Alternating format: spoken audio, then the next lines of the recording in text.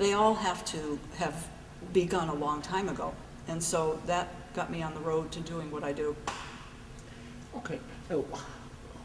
Could you give us a definition of a symbology and a symbologist? Well, let me start with a symbol. Let me define a symbol. You can look it up. If you look it up on, Wikipedia or Google it, you'll get a dozen different kinds of answers. But at its fundamental meaning, a symbol is an abstraction of something. It's an abstraction of a thing that we look at, or a thought, or a number, or an amount, or a philosophy. So it's an abstraction.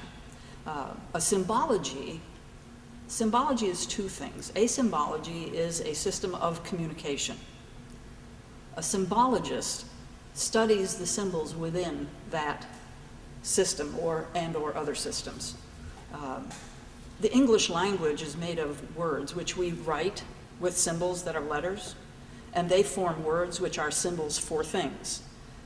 We can say the word, like tree, for example. If I say tree, we agree on what that word means. We think about the thing that grows up, well, not in New York very much, but you know what a tree is. Grand Central Park has trees, I think, right? So the thing that grows up, but if you went into a different culture, like China, and said the word tree, it would mean nothing. The words and the symbols have agreed upon meanings, or we can't communicate. So humans make language to communicate with, and symbols are one of those languages. I've noticed some people have made a point to say there's a difference between sign and symbols. Do you as well? No, because at its basic fundamental level, a symbol is an abstraction. It can also be a sign, but a sign is, in its essence, a symbol. A sign means it's a visual indication of something that you think of, right? It's a sign that. Well, that's a symbol of something.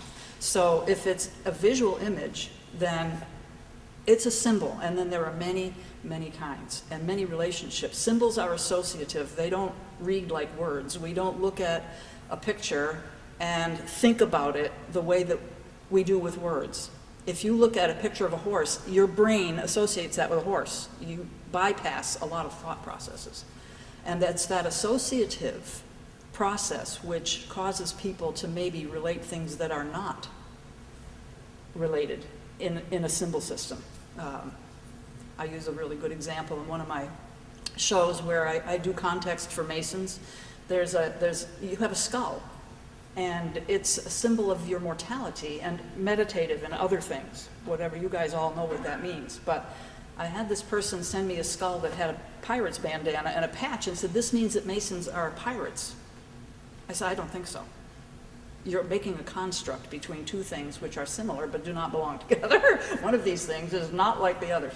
So that is very important. Where were we on the question? I'm sorry.